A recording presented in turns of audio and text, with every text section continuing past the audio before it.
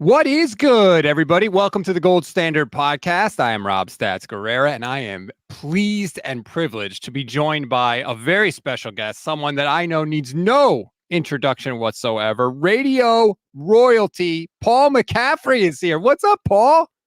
Hey, Rob, good morning to you, my friend. Good to see you. Good to see your Niner gear in the background. Shout out that George Kittle jersey. I like that one right there. Yeah. And I'm doing good, man. Great to be with you today, Rob. How are you, my friend? I am doing great. By the way, I got my Tecmo Bowl Jerry Rice t-shirt on, too.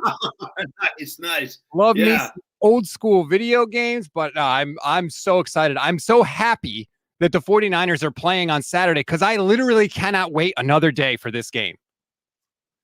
Yeah, I wound up for it too, man. It's an interesting matchup, and I know we're going to get into it, Rob. We'll talk about the matchups and what the Niners need to focus on, but I also feel like, to your point about the excitement, I feel like just to take everyone into a little time capsule here, like my 49er Packer history goes back pretty far. So I was a season ticket holder at Candlestick starting in 1996. And I had tickets up in section 54. We were right above the scoreboard in the end zone, in the northern end zone. And I got to see a few of those Packer-Niner playoff games up close, and they were painful, man, because Brett Favre really inflicted a lot of damage and a lot of pain back in the mid to late 90s. Now, the Niners did get him the one time with the Steve Young to Terrell Owens game. I was really fortunate. I was at that game, one of the most exciting games I've ever seen. But then you segue into the Aaron Rodgers era, and the Niners kind of turned the tables on them at that point. All those great Harbaugh teams going into Lambeau, winning playoff games with Colin Kaepernick. They did it again with Shanahan. So, yeah, man, this is a rivalry that really, I mean, you really look at like the all-time great rivalries the Niners have been involved with. I mean, Dallas certainly up there, but the Packers are right there.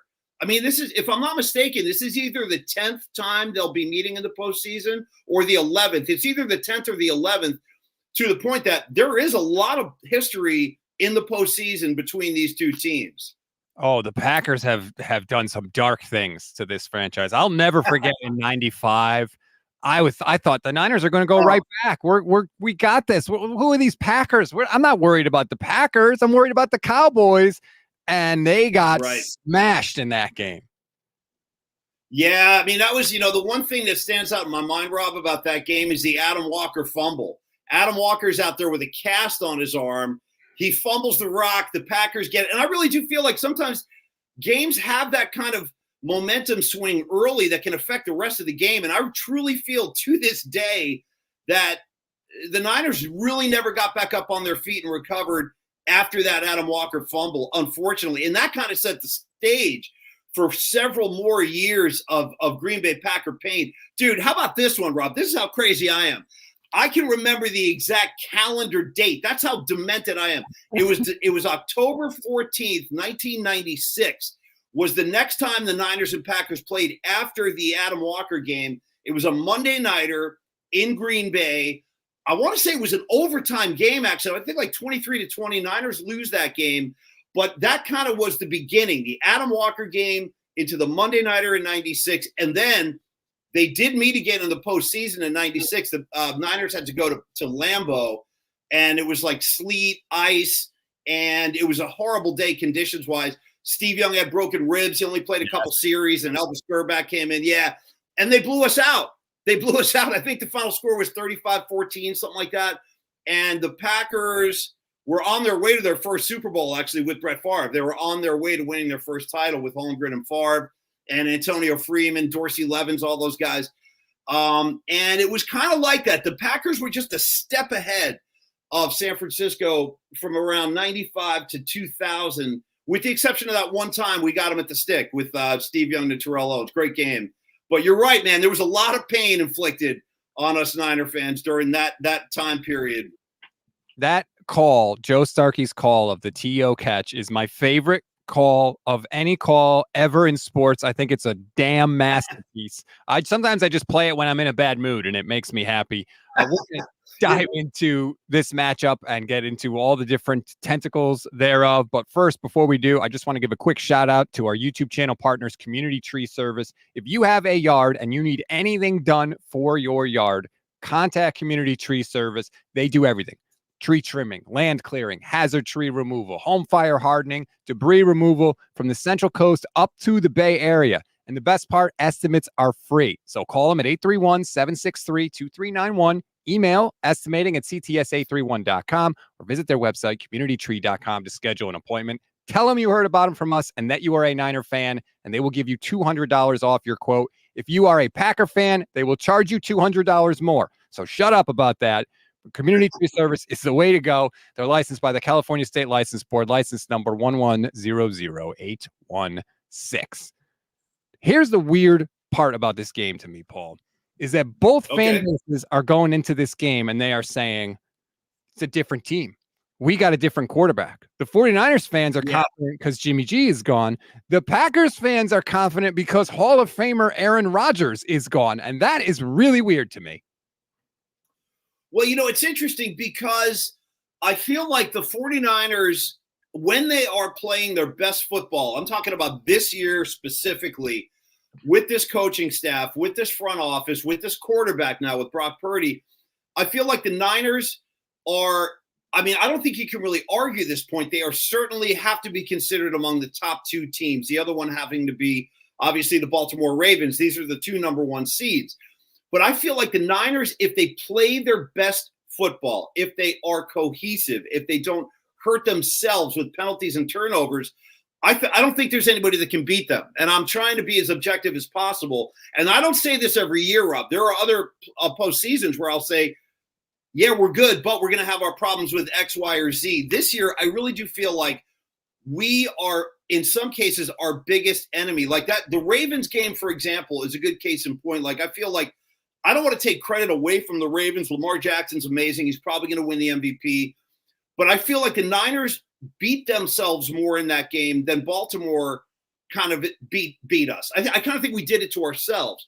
So I feel more confident this year, Rob. I really do. Now, Green Bay, they have a lot of reason to feel optimistic. Let me ask you this. When they went into Dallas last week, honestly, what was your expectation in that game, Rob? What did you expect to see? I expected to see Dak Prescott turn the ball over, and I thought if Jordan Love puts on the Superman cape, they have a shot to win. Because we've seen this with the Cowboys now. This is not a bug. It's a feature from the Cowboys. It's incredible. And how about this, Rob? How about the fact that we wake up, or we learned last night, Mike McCarthy is coming back. Jerry Jones is bringing it back. I was watching Stephen A., a few minutes ago before I jumped on with you, Rob, and he was saying they're addicted to being disappointed. It was kind of a funny joke, but I don't understand the mindset. I don't know what Jerry Jones is thinking. If he thinks this is the recipe and the ingredients that are suddenly going to kick in and work next year to move the Cowboys ahead, I kind of think he's delusional. But I expected Dallas to handle their business. I did not see that coming. I have to admit, I thought Green Bay would compete. I think Jordan Love, what he's done the back end of this season has been pretty spectacular. He deserves a lot of credit. But for a rookie quarterback to go on the road and have that kind of performance, I also think the Dallas secondary was half asleep. There were plays when he was finding receivers downfield. There were no defenders in sight. There were no defenders in the screen. There were receivers literally waiting for the ball to come. That's how unguarded they were. So they're not going to have that luxury this week. The Niner D is not going to – they'll be all over those receivers. They're physical. They're going to be playing a very a tight coverage game. But I got to say, man, I have a healthy respect for what Green Bay is coming in with. I think we all have to. I think you can't assume that Jordan Love is just going to kind of run out of gas. I expect him to compete, Rob. I'm not saying he's going to be as productive as he was last week, but I expect that he will make a handful of plays. I think we have to be ready for that. I would agree. The analogy I've used with the Packers is they're a cake that's not quite done baking yet. Maybe next year or the year after, I think that they have such a young team that maybe they'll be, a real force to be reckoned with in the NFC. But I still have said that they haven't really been in a real playoff game. When they went up 7-0 on the Cowboys turtled up and said, "Please don't hurt me." The Packers, the Niners are not going to do that. The Niners. No. They've been in playoff games before. This team is battle tested, and every former player that I have ever heard speak and that I have ever heard talk to has said there is a different level of intensity in the playoffs that is not normal from the regular season, and almost none of the Packers have really felt that yet, I think. So let me tell you this, Rob. That's a great point that you bring up. So during training camp last August, prior to the season even starting, my old partner Brian Murphy and I, we were down at Niner camp, and we were doing a broadcast. We talked to, we had Fred Warner on the show. We had Brock Purdy on the show. Hufanga was one of our guests. And then we went out to the practice field, and we watched these guys working out. Now, again, they hadn't even played a snap in preseason yet. But to your point, talking to the great broadcaster Tim Ryan, he was on the practice field with us. He told us that right away. He goes, guys, there is a different vibe in the air this year with this bunch, because this, you got to keep in mind, like a lot of the guys on this team right now and on the coaching staff in the front office, they're no strangers to the big stage. So some of these guys have already played in the Super Bowl. There are members of this team that have played in 2 NFC title games and been disappointed twice. So the point is, there is a nastiness involved with this team where I feel like they have taken their lumps. They have paid their dues. They have been to the doorstep, and they've come up short. But I think that's going to fuel them in this postseason. So you're right. There's a physicality to these guys. There is a nastiness. In fact, Rob, I was checking out your podcast, man.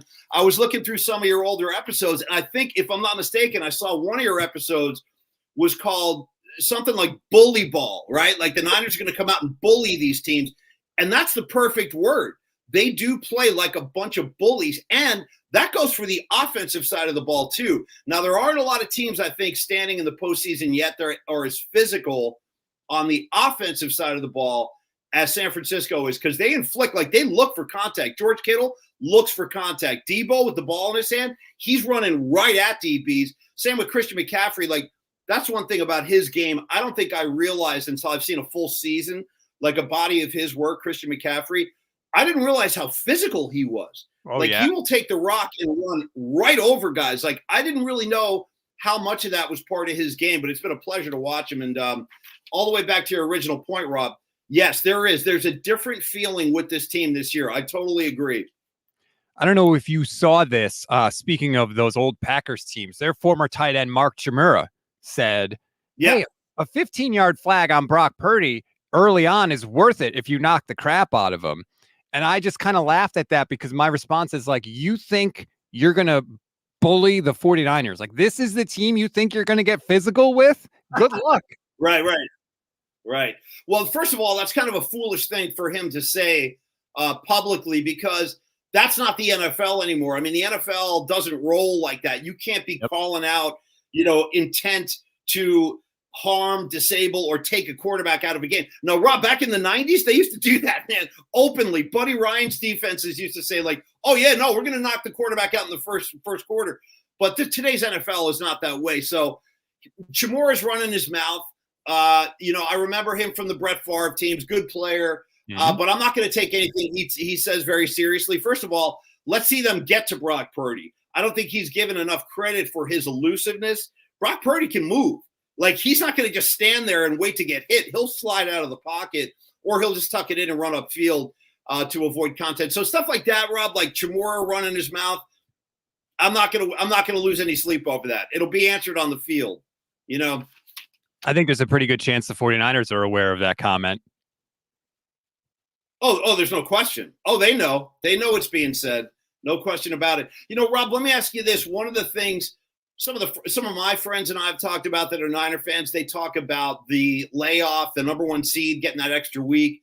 All the players you talk to, or former players, guys like Dante Whitner, they will tell you there is nothing more valuable than that bye week, especially now when there's only 2 buys in the entire league in both conferences. You got the Ravens and the Niners.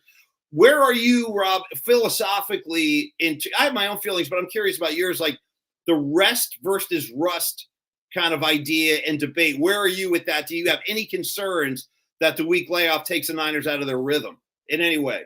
I think it's both. People like to choose one or the other because we always frame it rest versus rust. They might be a little rusty, but the benefit of having that week off and that time to heal, to me, far outweighs some rust that may or may not occur, because we know there's no question that having a week off helps you recover physically.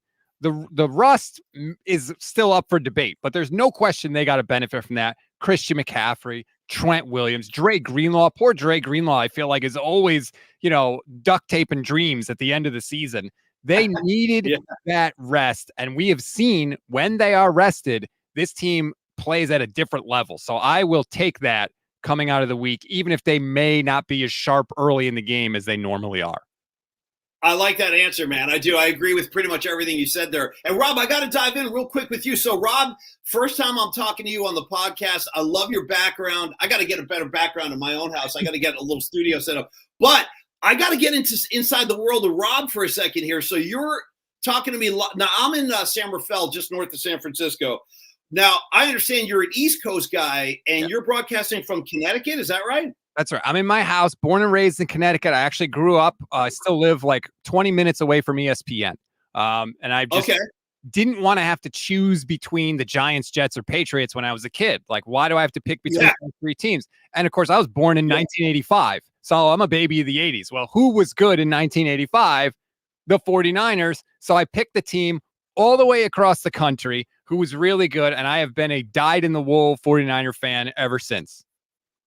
I love it, man. Great answer, and I compliment your taste. You got great taste choosing the Niners. Now, here's my question. Like, so on game day, right? Like, whether it's a playoff game, regular season game, like, give me the lay of the land for you, Rob. Like, where are you watching the games? Who's with you? Are you solo? Like, what's your whole setup on Sunday?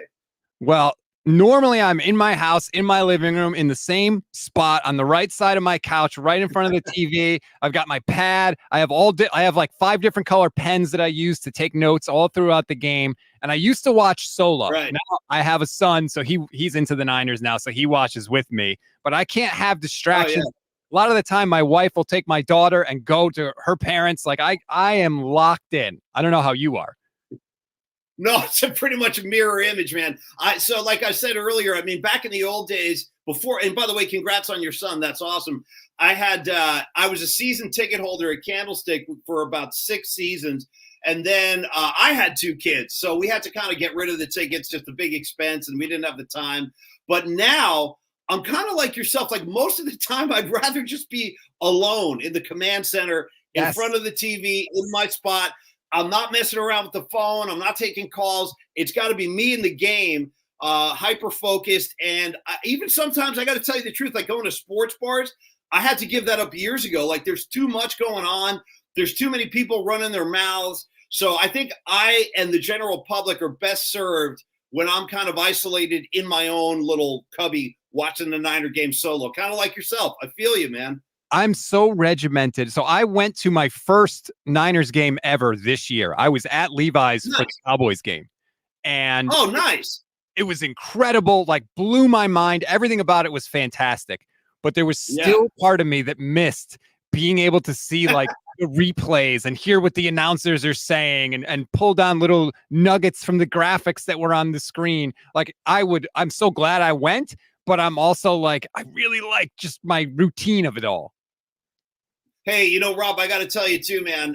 It's funny. Right before we turned on the camera today and started talking to each other on the podcast, I just asked you about Connecticut because I have a little Connecticut experience. I went to college up in Boston. I had some friends in Connecticut.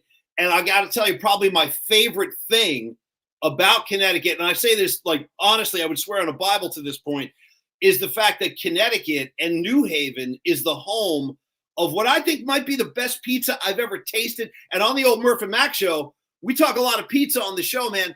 And I think the best pizza I have ever had comes from Connecticut. I want to shout out Frank Pepe's Pizza. I see the gesture. Okay, so Rob, you're a fan. You've been baptized in the world of Frank Pepe. Yes, I keep telling people Connecticut doesn't have much, but one thing we have that is the best is the pizza, and nobody believes me. I want everybody in the chat, everybody watching this. You heard it straight from Paul's mouth. The one thing Connecticut has is pizza, and it is awesome. I got to tell you the truth. It is beyond legit. And you're talking to a guy, I've had pizza in New York. I've had pizza in New Jersey. I've had pizza in Italy, for God's sakes. I've had pizza all over California. But again, I think, and you know what's funny? When I had Frank Pepe Pizza, who was with me was my partner, Brian Murphy. Mm-hmm. We were in Boston covering a Red Sox Giants series a couple of years ago. I think it was in 2019, before the pandemic. And he and I went out to Frank Pepe's because they have locations in Boston. They have one out in Chestnut Hill near Boston College. And we walked in there, and I'm telling you the truth, man, my life has never been the same, because every pizza that I eat now is measured up against that Frank Pepe pizza. And I don't think I've topped it. I don't think I ever will top it. So enjoy the games and enjoy your Frank Pepe pizza, man. Have a slice for me this weekend, Rob. You got it. Absolutely. Everybody, I'm telling you, it is literally worth the trip. We'll get back to 49ers Packers in a second, but you did bring it up, so I just wanted to give you the opportunity because of how everything ended up with KNBR. I don't know if you've done a bunch of interviews since then, but is there anything that you wanted people to know about that situation? Yeah, I mean, first of all, sure, I will, Rob. It was a great experience in my life, and I can't say enough good things about my partner, Brian Murphy. I mean, he's an amazing guy with a really highly decorated career in journalism before we even came together. I mean, he wrote for the LA Times, he wrote for the San Francisco Chronicle, and he was on the Oakland A's beat. He was on the 49ers beat. So his body of work on its own is really impressive. And then there's just the guy, the man, Brian Murphy. Like, we're different people. Like, he was a serious journalist. I was more of a comedian type, having a good time. It was a morning show, so we like to have fun, get people laughing, talk about music, talk about pizza, talk about sports. And it was an amazing run. And all I can say really is, this is the way business goes sometimes. There are budgets, there are real financial obligations, and sometimes it's really not even about performance. Sometimes it's about, the ability to properly fund and budget a station. And things have changed. The radio industry has changed a lot. And there's a lot of really good people at KNBR, the station I worked at for 18 years. I mean, I can't say enough good things about, my producers and the management, some of them. but my co-host Brian Murphy is the guy that I really want to focus all my energies on and say that I love the guy dearly. And again, Rob, who knows what the future brings? Who knows what kind of scenarios will present themselves. He and I could wind up working together again in the future. And I will be back. Right now, Rob, it's kind of vague. I don't want to say too much, but I would just say that I will be back on a microphone in the upcoming months. And until then, So, and I look forward to that, but nothing official to announce yet, just to keep that clear. That is awesome. And I'm sure I speak for a ton of 49er fans that are very excited to hear that.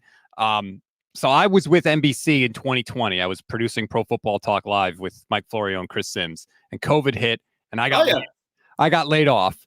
And at that point, I had been producing a national morning show for about 14 years.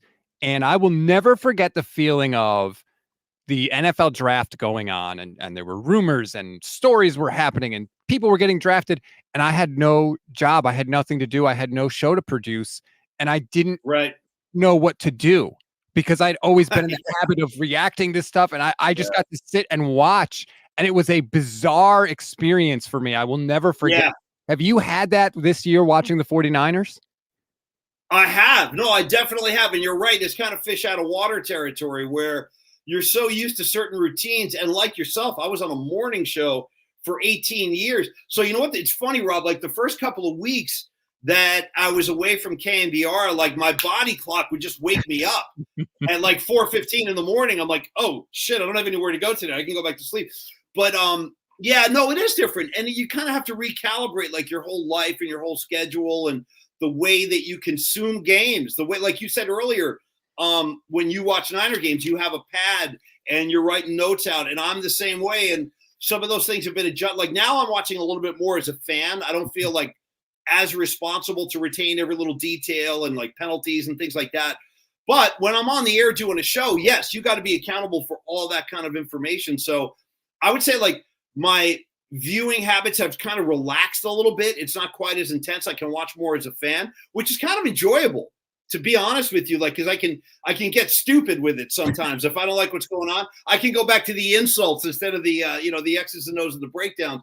But yeah, it's an adjustment. No, it definitely is an adjustment. And Rob, what was the morning show you worked on for 14 years? Well, I did 7 years with Pro Football Talk Live. And then before that, I did 7 years with Mike and Mike, with Mike Greenberg and Mike Golick.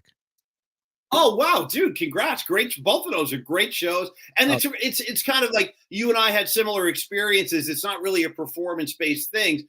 Things happen in the business, and suddenly budgets are getting rewritten, and people are getting reassigned. So I feel for you, but good for you for picking up the pieces and launching your own show. How long have you been doing the Niner broadcast, the Gold Standard? So the Gold Standard started in January when I was laid off, right before the Cowboys game. So I was sort of scrambling to get everything up and running. So we've only been, this is about a year now. Yeah.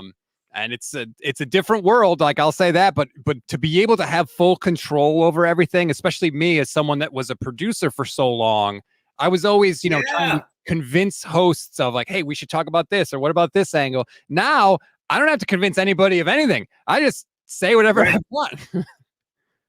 No, that is great. That's one of the great freedoms of having your own show is you direct the content, you take it wherever you want to take it. That's a good call. Yes, it was definitely something that I got used to very, very quickly. Boss Run 95 YouTube channel member says the Connecticut pizza hype makes me want to fly to the East Coast to try some. You will not be disappointed. I promise. No, Rob's not kidding. He's not kidding. I would say that. So taking the trip to the East Coast, there's so much you can do. Go catch a Red Sox game. Go check out Yankee Stadium. Go to New York City. You know what I mean? Go to a Ranger game at the Garden, whatever. And the good thing about Connecticut and New Haven, where Frank Pepe's is truly is kind of the halfway point between New York and Boston. Those two cities are about 4 hours away from each other driving. So if you were in New York, quick 2-hour jaunt, bam, now you're at Frank Pepe's. You get the pizza. You take the rest of the trip up to Boston, and then when it's time to come back, hit Frank Pepe's again. But, Rob, you're not kidding. It is worth the trip. I know that sounds crazy, but it really is true. That's how good that pizza is. It's life-changing. John Veen says, one great pizza place does not mean Connecticut has the best pizza. John, that's just it. Okay, it's not one good pizza. There's modern pizza. And what really separates it for me is I think the average slice of pizza in Connecticut is better than the average slice of pizza almost anywhere else in the country. That's how good it is.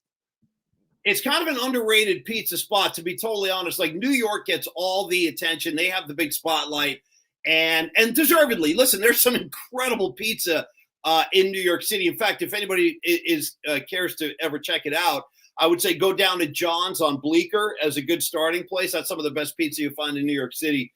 John's on Bleecker. You won't be disappointed. But again, as a guy, I've been eating pizza, like I said, all up and down the East Coast, all up and down the West Coast. I went to Italy last year, 2022, and I eat pizza all over Northern Italy. And I'm telling you, Frank Pepe's was better than all of them. I know it's crazy to say, but you're right, Rob. It's kind of under the radar in terms of your glamorous pizza locations or destinations, but it is every bit as good. Trust me. You know who else you can ask? Take it over to Brian Murphy. My partner, he'll tell you the same thing. If you ask Brian Murphy, hit him up on Twitter, go, hey, Murph, where's the best pizza you've ever had? I guarantee you he will say Frank Pepe's. Guaranteed.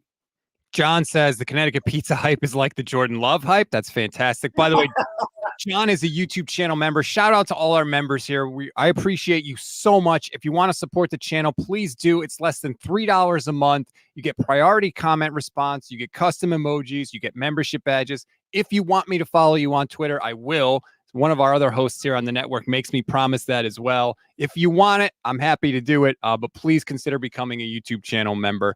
Shout out to Gammon Brown, who says, question for both of you.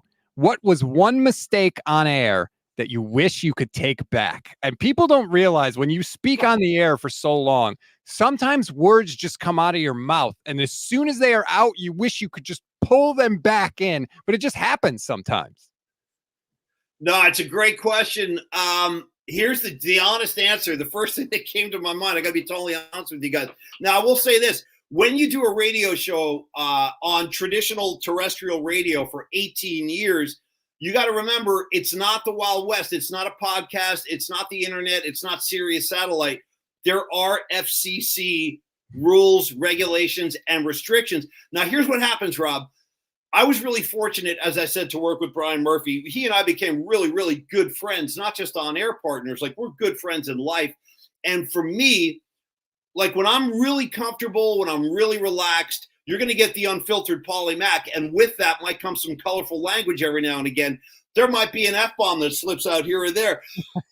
So to answer your question, the big mistake that I made, and it happened more than once, it happened a couple of times in my career, where I let an F-bomb slip live on the air. Now, at that point, the reason that happens, at least speaking for myself, is because I really am so relaxed in the moment. You kind of forget that you're doing a show, and that's a compliment to the people that you're working with, that you're so wrapped up in the conversation and you feel so relaxed and at home, you kind of forget you're doing a broadcast. Now, when that happens, as you know, Rob, working with Mike and Mike and your other previous experience, you know that you have a dump button.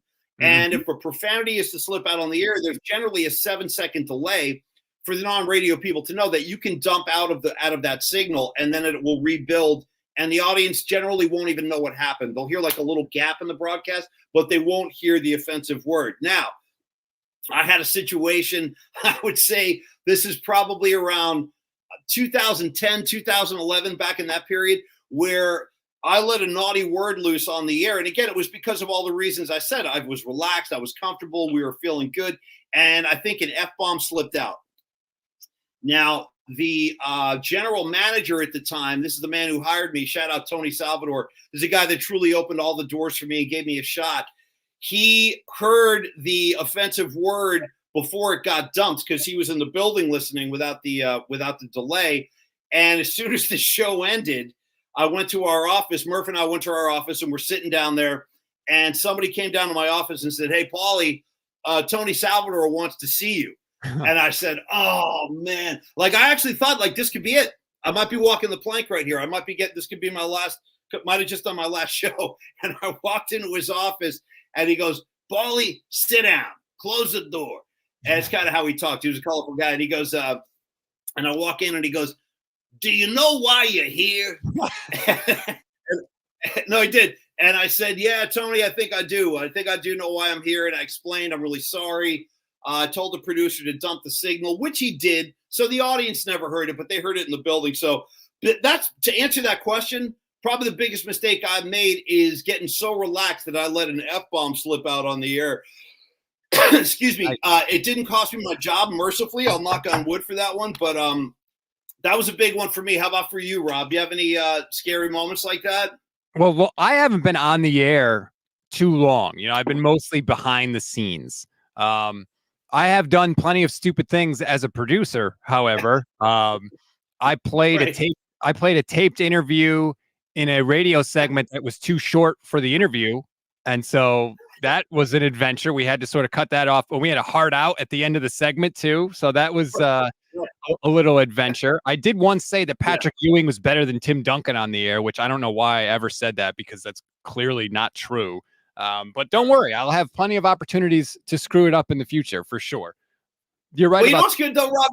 And I like what you said there. You said like that turned into an adventure. And you know what's funny? I look back on stuff like that, the mishaps, the moments where you are scrambling.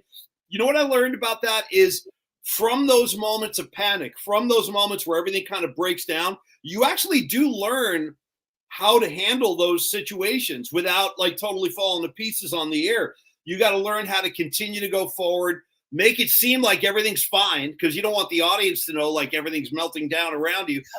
So you're right. Things can turn into an adventure, but there is value in that. The value is learning how to manage those situations and all the while on the surface try to appear like everything is cool. You know, it's all part of it. That applies perfectly to the 49ers and Brock Purdy, because I think that is exactly what happened on Christmas Day against the Ravens. And Brock has been very open and honest after that game talking about it. He got caught up in the moment early on. He tried to force a ball and threw a dumb interception. And then he felt like he needed to try and make a play. He needed to try and go above and beyond to fix the things that he had messed up. And it snowballed on him. And I really feel like he understands that. He realizes what happened. And I think he's going to be better off for it going forward.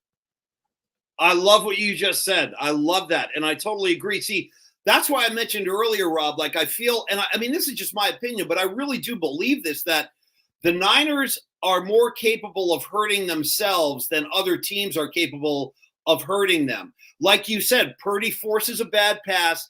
Rather than shake it off and move on to the next series, he tries to make up for it and overcompensate. And then you start to have self-inflicted wounds and penalties, and suddenly you're going in the wrong direction and things are disjointed and there's frustration.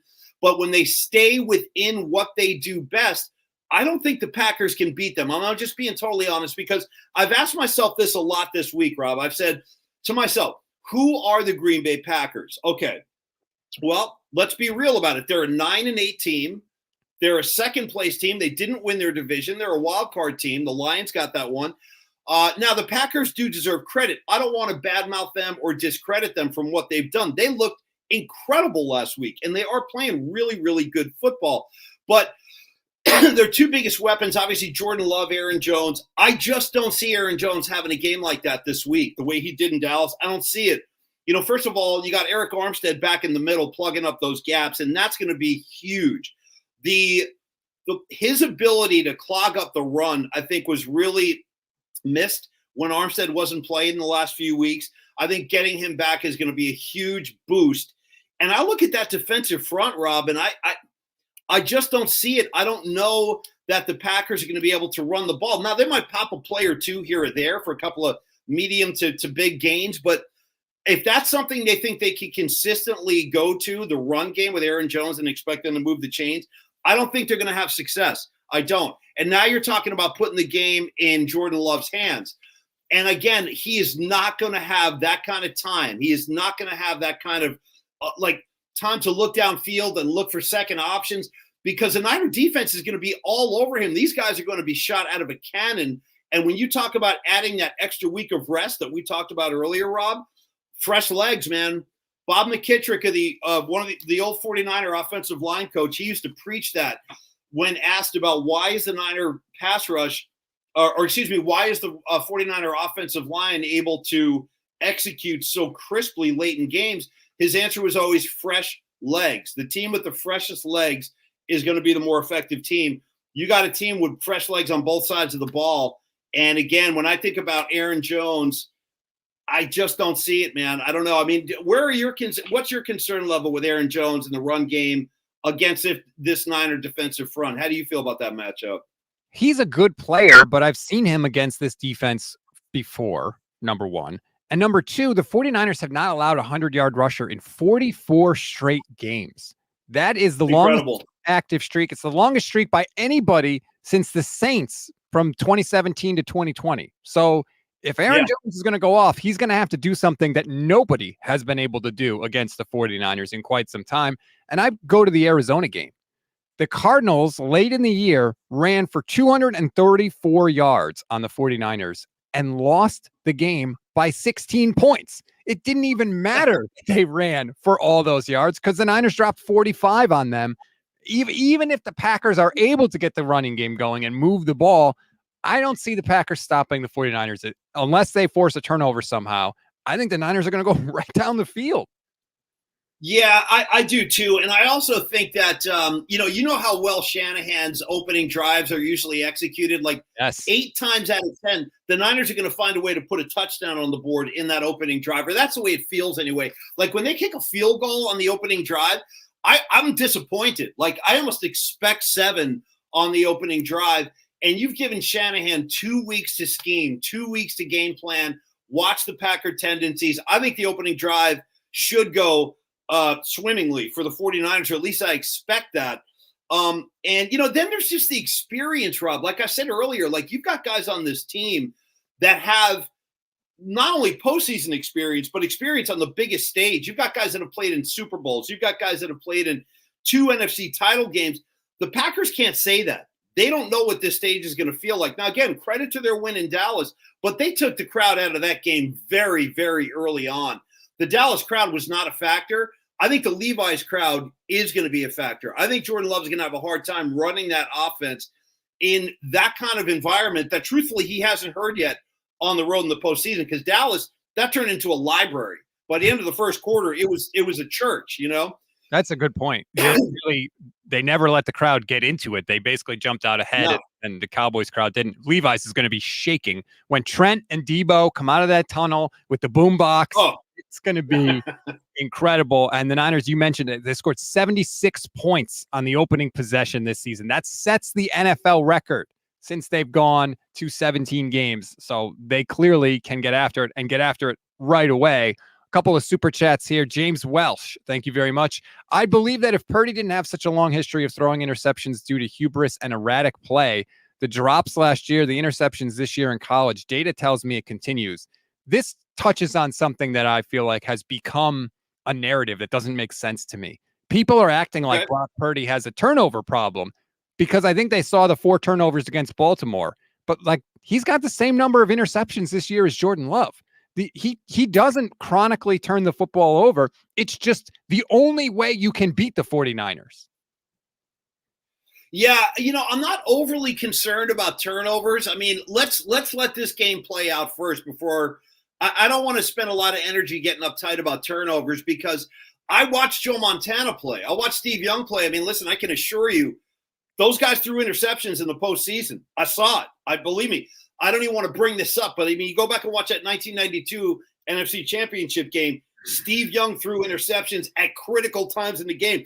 Joe Montana threw interceptions in NFC title games. I mean, more than once. So you kind of listen, when you've got a quarterback like that, like Brock Purdy, like Joe Montana, like Steve Young, these guys, they get out there with the intent of attacking. They're not going to sit back and be passive.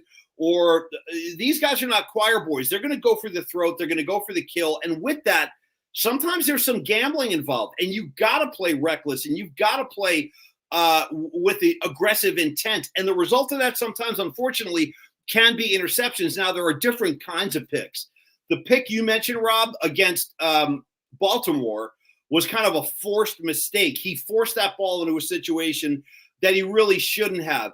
But by and large, no, I got to be honest. I don't have that the same way James did. He came in with that concern about Brock's penchant for throwing picks. I don't feel overly concerned about that. I'm going to be totally honest with you. Now, let's see how this game plays out. If we see that rear itself again and the Niners win, I'm sure we'll talk about that a lot more next week. But is that something that's you're anxious about, Rob? Brock Purdy and potentially throwing picks? No. I think for the first time in a while, we have a quarterback with the 49ers that when he drops back, I think something good is about to happen. Whereas with Jimmy Garoppolo, I'm hoping something bad didn't happen. And to me, that is that's a great point. That is a great point. Just think about how you feel watching Brock Purdy drop back in the pocket as opposed to how you felt watching Garoppolo. Now, I got to say this about Jimmy G. I like Jimmy G a lot. First of all, I've had experiences with him off the field. He's a great guy. If you spend 5 minutes with Jimmy G, he will win you over. I guarantee that. His teammates loved him, and they wanted to play for him. Jimmy G, yeah, he hurt us. There were times Jimmy G hurt the Niners. I mean, there's no getting around that. But I feel those concerns or those moments where you would hold your breath, Garoppolo drops back, you're like, oh, Jimmy, oh. I don't feel that way with Brock. I feel a much higher level of confidence. I'm just being honest. I agree. And it's a smaller sample size, but I think he's earned it. I think he's earned that level of confidence. And the other thing, too, is it's one thing to throw interceptions. You can overcome that if you're also generating big plays and scoring touchdowns. The Rams won the Super Bowl with Matthew Stafford a couple of years ago. He led the league in interceptions that year, but he also threw like 35 touchdown passes. That was why Jimmy's interceptions were so crushing, because he didn't have the big plays and the touchdowns to overcome those. So when he did throw a pick, you were like, oh no, now we're really in trouble. So even if Brock throws an interception, I have confidence that he's going to rebound from that and throw touchdowns. Yeah, I do too, Rob. I do too. I don't think that let's just say he does throw a pick early. I don't think that takes him out of his game for the rest of the football game. I really don't. And I also think about, say, the 2019 postseason, for example. There are different ways to skin a cat, and Shanahan knows that. Like, you remember the game? It was the first. In fact, I think it was the first playoff game ever played at Levi Stadium. It was the Niners and the Vikings. Week 1 of the 2019 postseason when they went on to play the Chiefs in the Super Bowl. I think top of my head, I would have to go look at the stat sheet, but top of my head, I want to say I think Garoppolo only had like 9 completions in that game. And the reason for that is the Niners ran the ball for 4 quarters so effectively, they didn't even need to put it in the air. So, like, I guess what I'm saying is I don't feel that it's necessary for Brock Purdy to go out and throw for 350 yards and 3 touchdowns to beat the Green Bay Packers. I think they can beat them with a combination. I think Brock can have a rather modest game in the air. I think Brock Purdy can complete 15 to 20 balls and let Christian McCaffrey go to work. Let him go to work on the ground. There has not been a lot of evidence that opposing defenses can stop the Niner ground game. And as you know, there is nothing more demoralizing than running the ball down an opponent's throat for 4 quarters. And you get the added benefit of just fatigue. By the second half in the fourth quarter, those defenses are going to be worn out. So I guess what I'm saying, Rob, is if Shanahan decides he wants to run the ball for 4 quarters on Sunday, or Saturday in this case, I am all good with that. But I don't think Brock Purdy is going to make critical mistakes that are going to cost the Niners the game. Even if he does make 1 or 2, I don't think it's going to be enough to give that the keys to the victory to Green Bay. I really don't. The Packers defense was on the field for 89 snaps against the Cowboys. I know the starters were out for some of that, but not all of it. 89 snaps is a lot. Let's get to a couple super chats here before we wrap it up. Gammon Brown says, Ewing over Duncan, F-bomb. Hit that like and subscribe button. I appreciate that. Matthew Rowley, thank you very much, says, I'm also from Connecticut and Groton, and New Haven-style pizza sucks. It's just burnt New York with less cheese. Fight me. I will, Matthew. Say that to my face.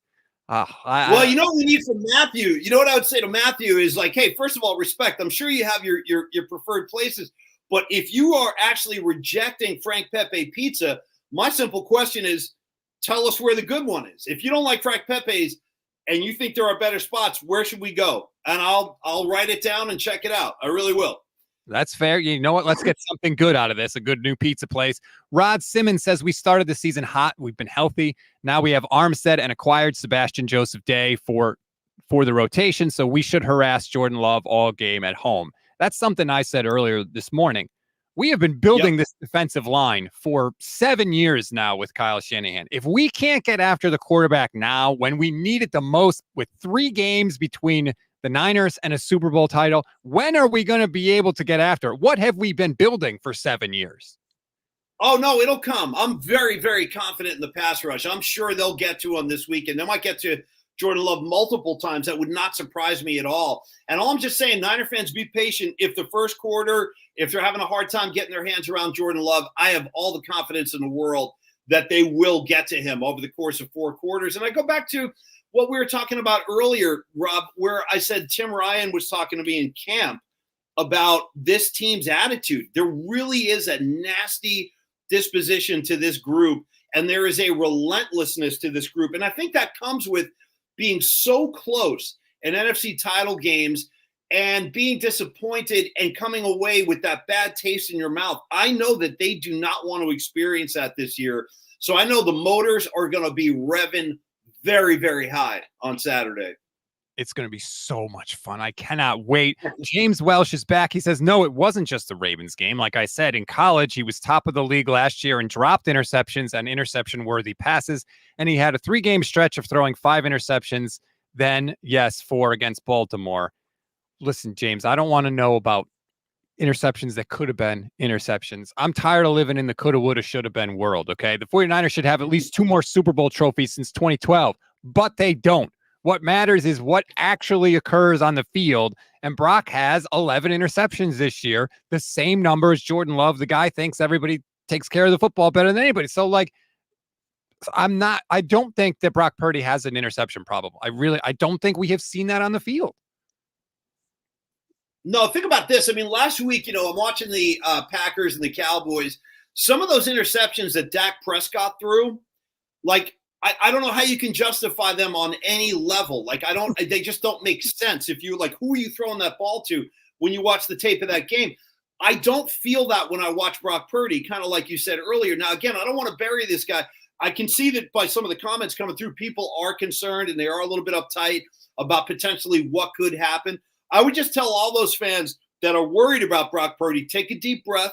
Let's let this one play out. Before we get too uptight about this, let's see what happens on Saturday. Now, if Brock Purdy is sloppy, if we see bad decisions, we can come back and have another conversation next week about this legitimately. But until then, I'm not going to bury this guy, and I don't want to be too critical of him until we see what he can do on a playoff stage on Saturday. I'm eager to see it. I really am. You and all of the 49er faithful cannot wait. Saturday, I think it's 8 p.m. Eastern, 5 p.m. Pacific. It's going to be so much fun, just like this was, Paul. Thank you so much for giving me so much of your time. I really appreciate it. I know that everybody was, really looking forward to hearing from you. I've been pumping this interview up for 2 days because I've been so excited about it. We really appreciate it. Oh, happy to be with you, Rob. You do have a great broadcast. I've been checking out the Gold Standard podcast on Spotify, actually. I've been checking out your episodes. So you guys sound great. Keep up the good work. Go Niners. And I'm sure we'll talk again, Rob. You be good, man. You too, Paul. Thank you.